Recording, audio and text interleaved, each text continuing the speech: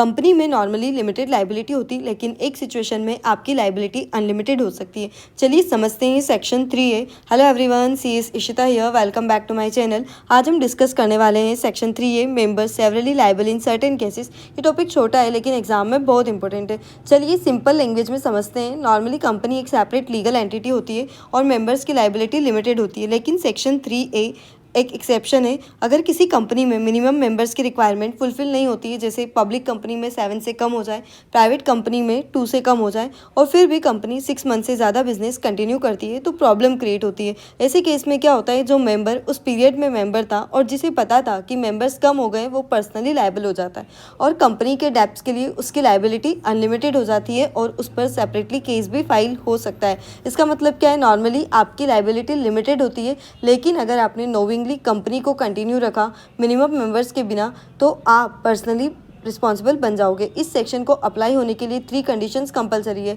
Members minimum से कम हो जाए, बिजनेस 6 मंथ से ज़्यादा कंटिन्यू हो, मेंबर को उस डेफिशिएंसी का नॉलेज हो, तभी लाइबिलिटी लगेगी। इंपॉर्टेंट पॉइंट्स याद रखना है, लाइबिलिटी सिर्फ 6 मंथ के बाद लगेगी, नॉलेज होना जरूरी है, लाइबिलिटी पर्सनल और अनलिमिटेड है। ओपीसी पर ये सेक्शन अप्लाई नहीं होता।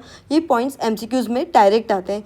छोटे से एग्जाम्पल से समझते हैं। अगर एक प्राइवेट कंपनी में सिर्फ एक मेंबर रह जाता है और वो 6 मंथ से ज़्यादा बिजनेस करता रहता है, तो वो मेंबर कंपनी के डेब्ट के लिए पर्सनली लायबल हो जाएगा। एग्जाम में एक लाइन याद रखना है, section 3A is an exception to limited liability.